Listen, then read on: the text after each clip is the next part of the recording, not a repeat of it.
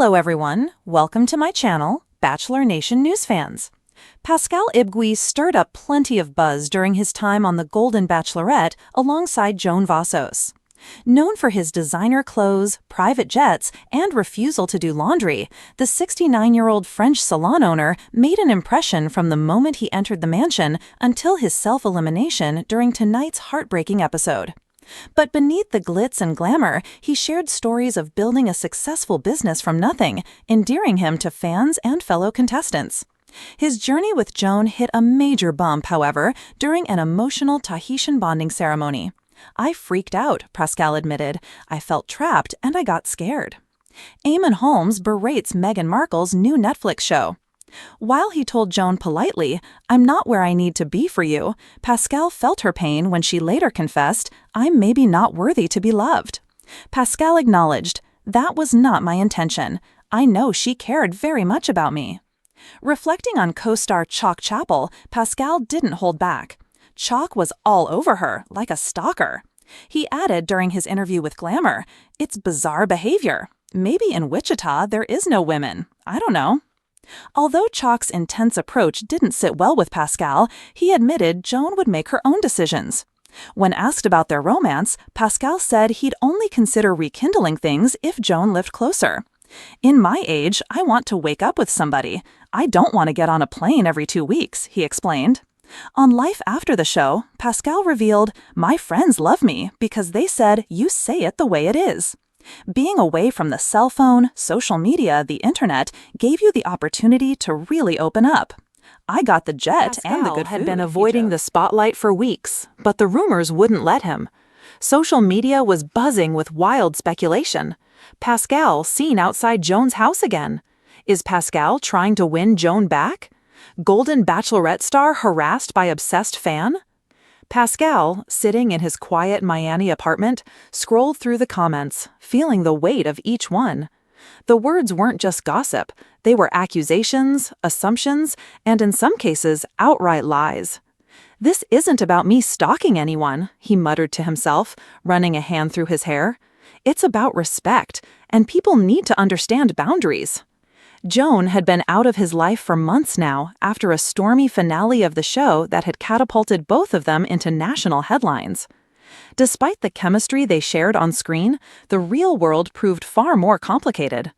And now, with the public scrutinizing every move, Pascal had finally had enough. Facing the media frenzy. When the Golden Bachelorette reunion special was announced, Pascal knew he couldn't hide any longer. Cameras, flashing lights, and the relentless questioning of reporters were all part of his reality now. "You're accused of stalking Joan," one reporter asked bluntly, not even trying to soften the blow. Pascal's jaw tightened. "Let me make this clear," he said firmly, looking directly into the camera. "I am not a stalker. I respect Joan. I respect her life. What I do care about is clearing my name, because the way people are twisting this story, it's hurtful and it's far from the truth." He paused, the tension in the room palpable. Every eye was on him, waiting for the confession or the apology. "The only way I would ever think about rekindling anything with Joan," Pascal continued, voice steady but emotional, "is if she herself wanted to. There's no other scenario. If she reaches out, if she wants to try again, then we can talk. Otherwise, I live my life with respect, not obsession." The room went silent. This was the first time Pascal had publicly articulated his feelings without the protective filter of PR. Memories that won't fade. Pascal's mind drifted back to the early days with Joan. Their first meeting on the Golden Bachelorette set was electric.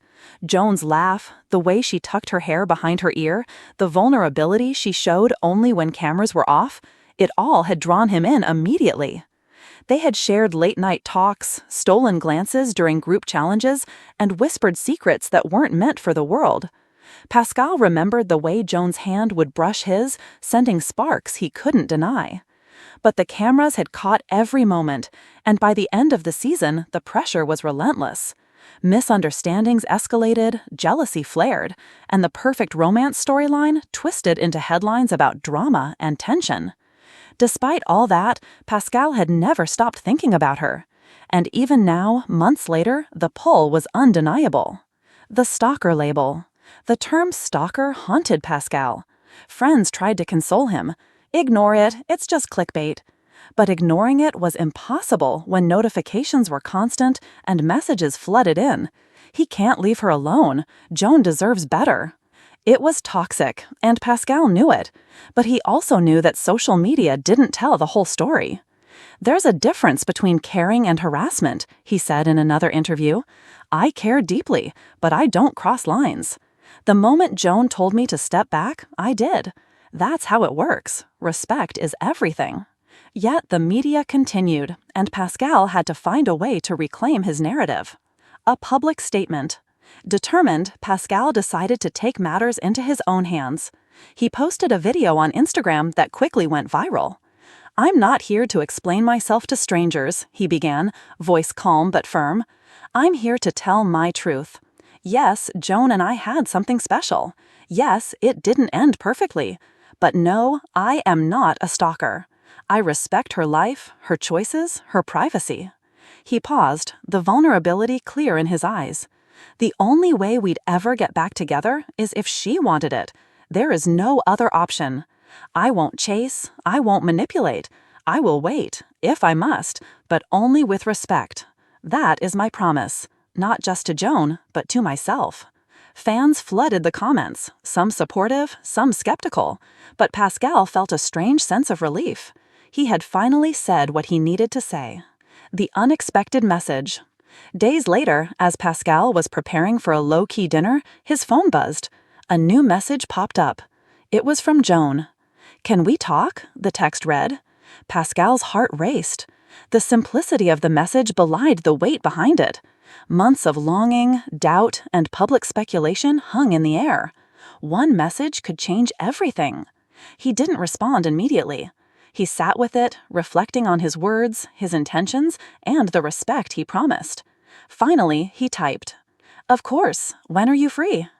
And just like that, the possibility of rekindling flickered to life. On Joan's terms. The first reunion.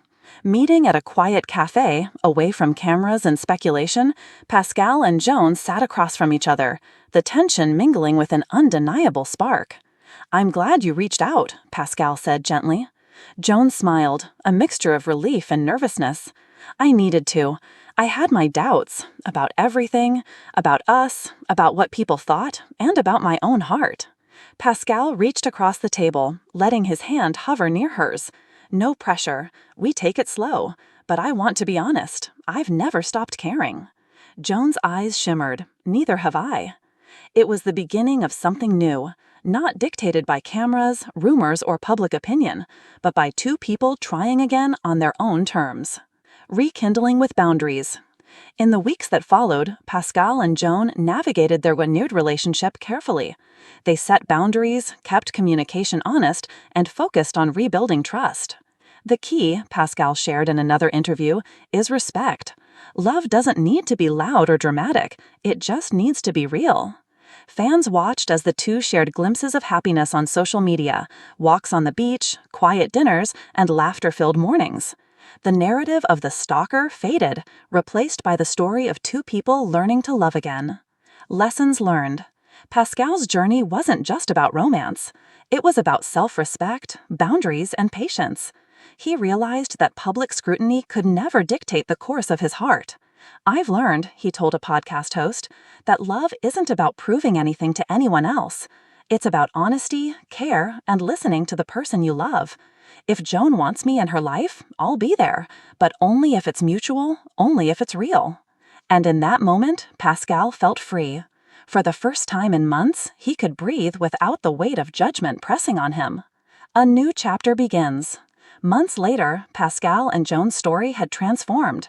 From headlines of obsession to a tale of patience, respect, and second chances, they had emerged stronger. And while the world would always have opinions, Pascal knew the truth. The only path to rekindling love had been through honesty, boundaries, and mutual desire. As he and Joan walked hand in hand along the Miami coastline, Pascal couldn't help but smile. The past was behind them. The future was theirs. And this time, they Pascal were had been avoiding the together. spotlight for weeks, but the rumors wouldn't leave him alone. Social media exploded with wild speculation. Pascal seen outside Joan's house again. Is Pascal trying to win Joan back? Golden Bachelorette star harassed by obsessed fan? Sitting alone in his Miami apartment, Pascal scrolled through the flood of notifications. Each ping, each comment felt like another layer of pressure pressing down on him. It wasn't just gossip, it was accusations, assumptions, and in some cases, outright lies. "This isn't stalking," he muttered under his breath, running a hand through his hair. "It's about care. It's about respect. People need to understand boundaries." The truth was simpler than the headline suggested. Pascal cared deeply for Joan, but he was far from obsessive. Despite their explosive chemistry on Golden Bachelorette, the outside world made things complicated. Social media painted a distorted picture, and every movement was scrutinized. Months had passed since their final farewell on the show, but Pascal's heart still remembered every shared moment. Every laugh, every brush of the hand, every whispered secret behind the cameras, he couldn't forget. And now, with tabloids framing him as a stalker, Pascal realized he had to take control of the narrative. The media frenzy. The announcement of the Golden Bachelorette reunion special made Pascal's stomach churn. He knew cameras would be there, ready to dissect every word, every gesture, and every glance. He didn't just want to defend himself, he wanted to tell the truth. "You're accused of stalking, Joan," a reporter asked bluntly, eyes sharp. Pascal straightened his back, gaze unwavering. "Let me make this clear," he said firmly. "I am not a stalker. I respect Joan, I respect her life, and what's being said online, it's hurtful, misleading, and far from the truth." The room grew tense, the cameras capturing every syllable. Pascal continued, voice steady yet laced with emotion.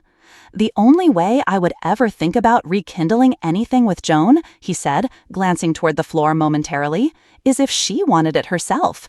If she reaches out, if she wants to try again, then we can talk. Otherwise, I live my life with respect, not obsession." The silence that followed was deafening. This was the first time Pascal had publicly voiced his feelings without a PR filter, and the impact was undeniable. Memories that won't fade. Pascal leaned back in his chair, memories of Joan flooding his mind. Their first encounter on the Golden Bachelorette set had been electric.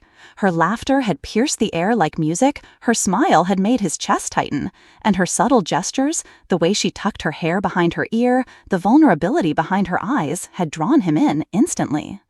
Late-night conversations under the stars, stolen glances during group challenges, whispered secrets behind the cameras. They had shared moments no one else could see. And yet, every private moment had been magnified, analyzed, and often misrepresented by the media. By the season's finale, the pressures of fame had started to crack their connection. Misunderstandings escalated, jealousies flared, and their story, once full of chemistry, became fodder for tabloids and social media conjecture. Despite all that, Pascal's feelings never waned. He still remembered the spark of her touch, the warmth of her smile, and the way her voice could make his heart skip a beat. The stalker label. Stalker. The word haunted him. Friends tried to console him. Ignore it. People just love drama. But ignoring it wasn't so simple when every notification brought a new accusation. "There's a difference between caring and harassment," Pascal said during a late-night podcast interview. "I care deeply, but I never cross lines. The moment Joan told me to step back, I did. That's how respect works. That's the only way to honor love." But the media didn't want nuance. They wanted scandal.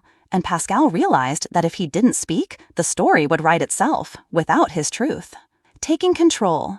Determined, Pascal decided to reclaim the narrative. He set up a camera in his apartment and recorded a heartfelt video. "I'm not here to explain myself to strangers," he began, voice calm but firm. "I'm here to tell my truth. Yes, Joan and I had something real. Yes, it didn't end perfectly. But no, I am not a stalker. I respect her life, her choices, and her privacy." He paused, letting the words sink in. "The only way we'd ever get back together is if she wanted it. There's no other scenario. I will never chase, I will never manipulate. I will wait, if I must, but only with respect.